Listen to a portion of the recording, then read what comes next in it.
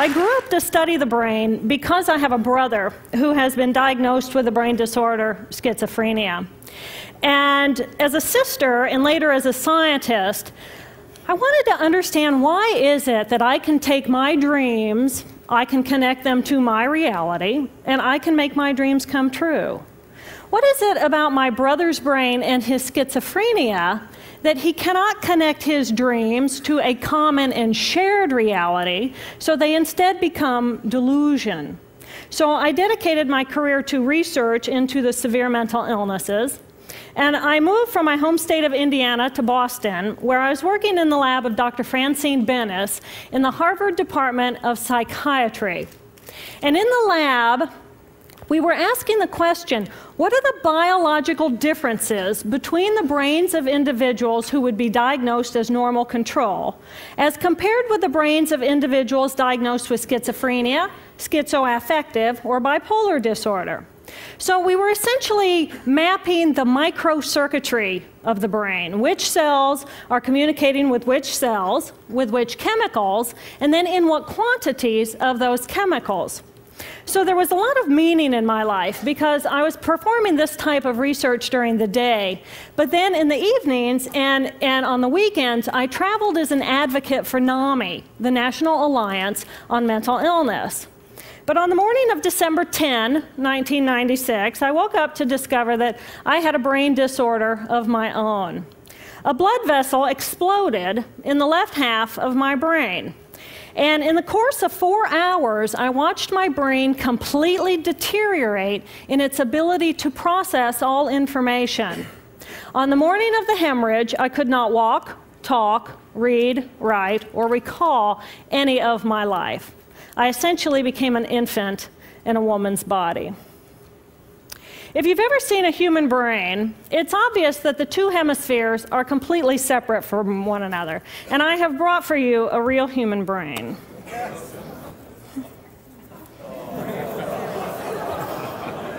Thank you.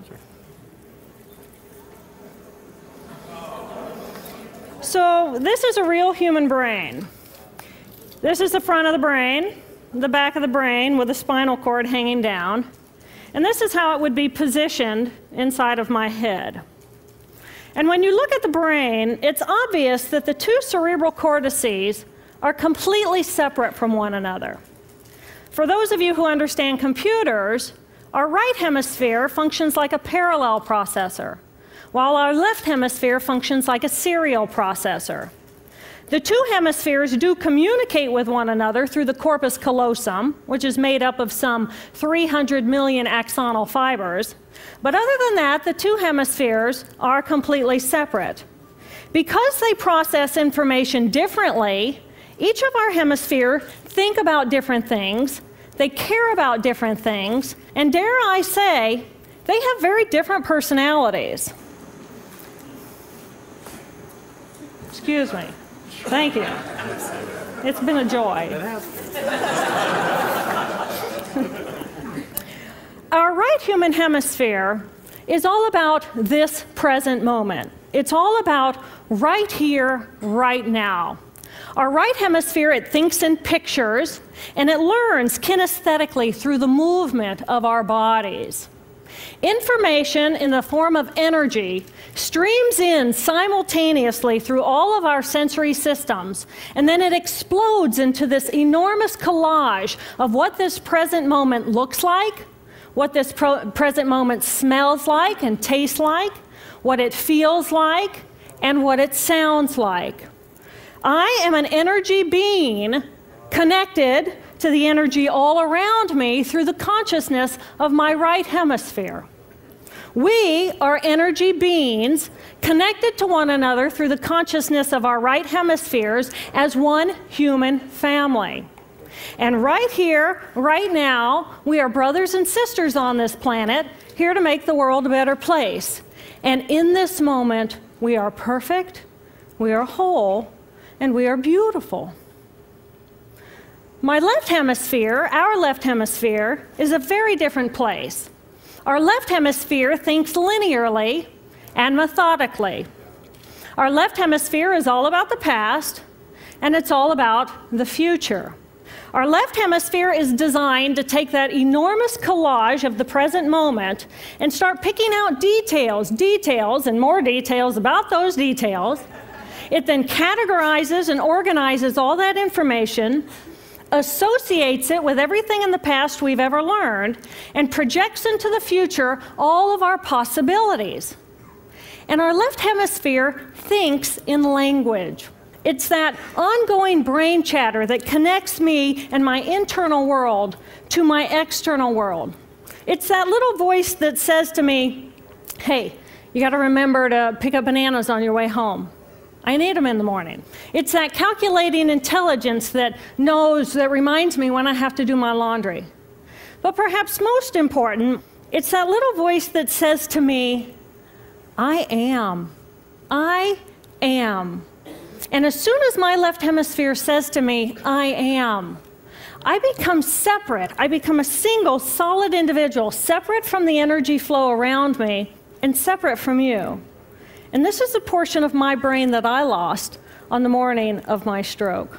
On the morning of the stroke, I woke up to a pounding pain behind my left eye. And it was the kind of pain, caustic pain, that you get when you bite into ice cream. And it just gripped me, and then it released me. And then it just gripped me, and then it released me. And it was very unusual for me to ever experience any kind of pain, so I thought, okay, I'll just start my normal routine. So I got up and I jumped onto my cardio glider, which is a full body, full exercise machine. And I'm jamming away on this thing, and I'm realizing that my hands look like primitive claws grasping onto the bar. And I thought, that's very peculiar. And I looked down at my body, and I thought, whoa, I'm a weird-looking thing. And it was as though my consciousness had shifted away from my normal perception of reality, where I'm the person on the machine having the experience, to some esoteric space where I'm witnessing myself having this experience. And it was all very peculiar, and my headache was just getting worse, so I get off the machine, and I'm walking across my living room floor, and I realize that everything inside of my body has slowed way down. And every step is very rigid and very deliberate. There's no fluidity to my pace, and there's this constriction in my area of perception, so I'm just focused on internal systems. And I'm standing in my bathroom getting ready to step into the shower, and I could actually hear the dialogue inside of my body. I heard a little voice saying, okay, you muscles, you got to contract, and you muscles, you relax. And then I lost my balance, and I'm propped up against the wall. And I looked down at my arm, and I realized that I can no longer define the boundaries of my body.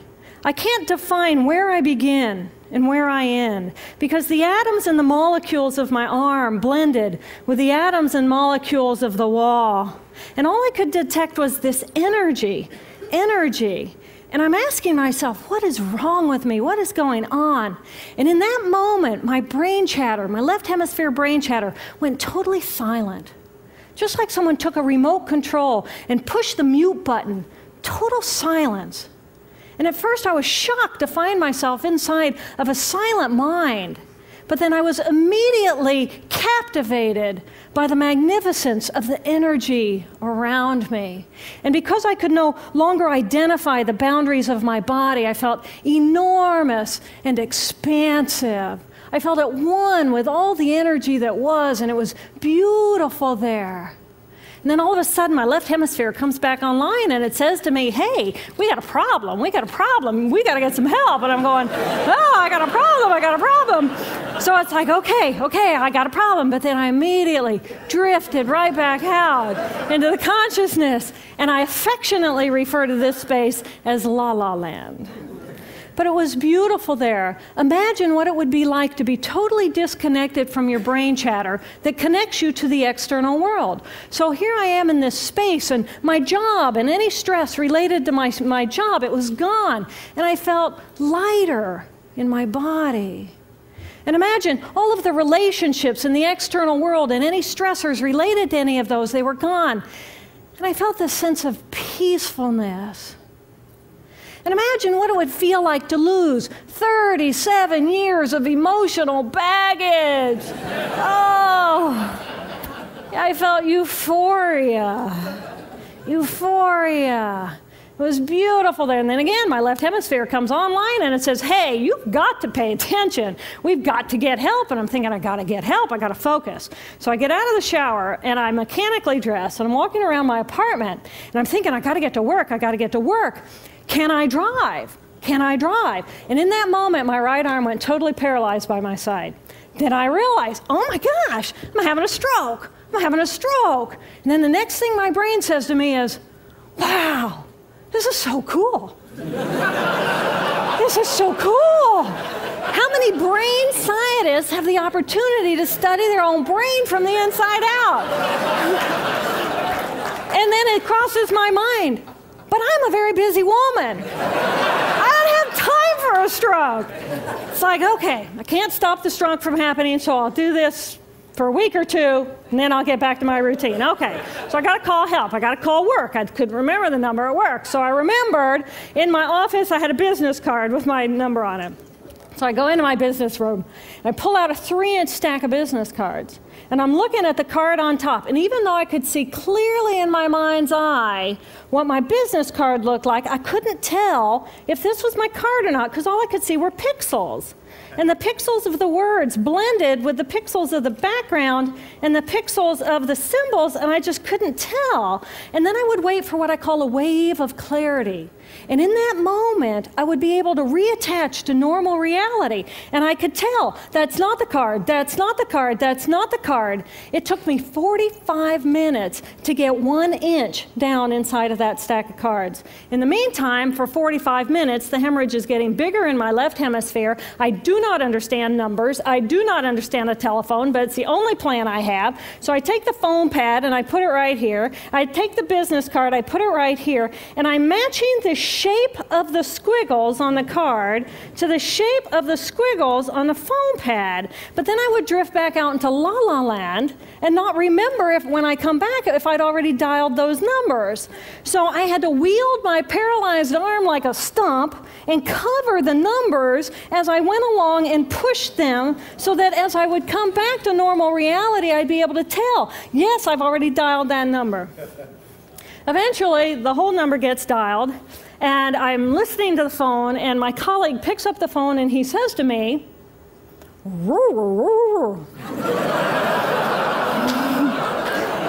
And I think to myself, oh my gosh, he sounds like a golden retriever.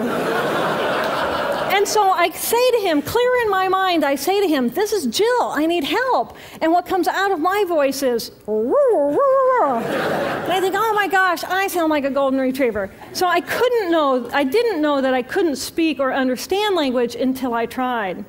So he recognizes that I need help, and he gets me help. And a little while later, I'm riding in an ambulance from one hospital across Boston to Mass General Hospital. And I curl up into a little fetal ball. And just like a balloon, with the last bit of air just right out of the balloon, I just felt my energy lift, and I felt my spirit surrender. And in that moment, I knew that I was no longer the choreographer of my life, and either the doctors rescue my body and give me a second chance at life, or this was perhaps my moment of transition. When I woke later that afternoon, I was shocked to discover that I was still alive. When I felt my spirit surrender, I said goodbye to my life, and my mind was now suspended between two very opposite planes of reality. Stimulation coming in through my sensory systems felt like pure pain.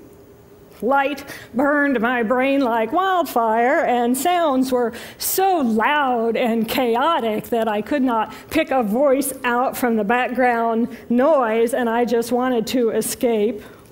Because I could not identify the position of my body in space, I felt enormous and expansive, like a genie just liberated from her bottle. And my spirit soared free like a great whale gliding through a sea of silent euphoria.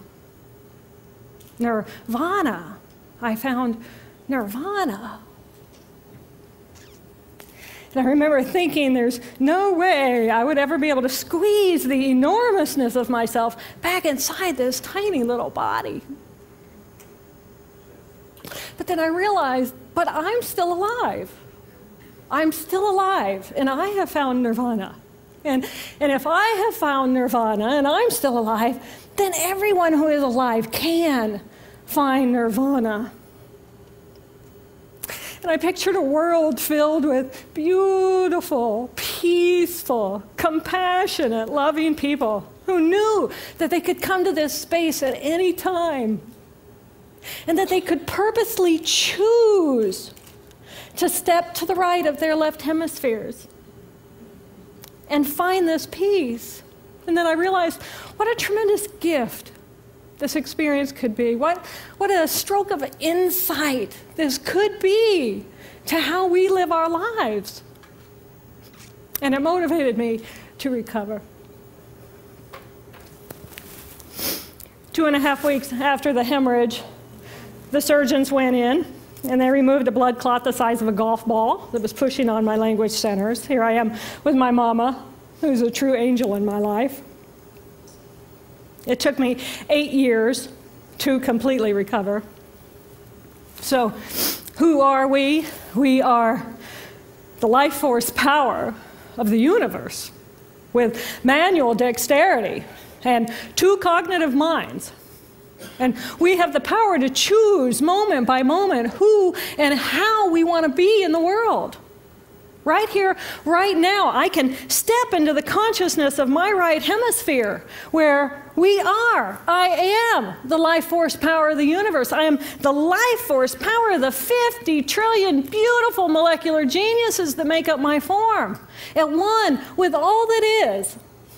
Or I can choose to step into the consciousness of my left hemisphere, where I become a single individual, a solid, separate from the flow, separate from you.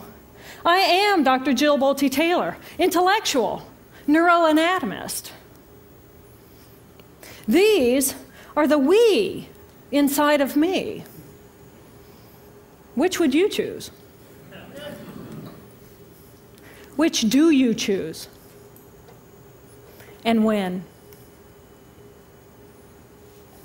I believe that the more time we spend choosing to run the deep inner peace circuitry of our right hemispheres, the more peace we will project into the world, and the more peaceful our planet will be. And I thought that was an idea worth spreading. Thank you.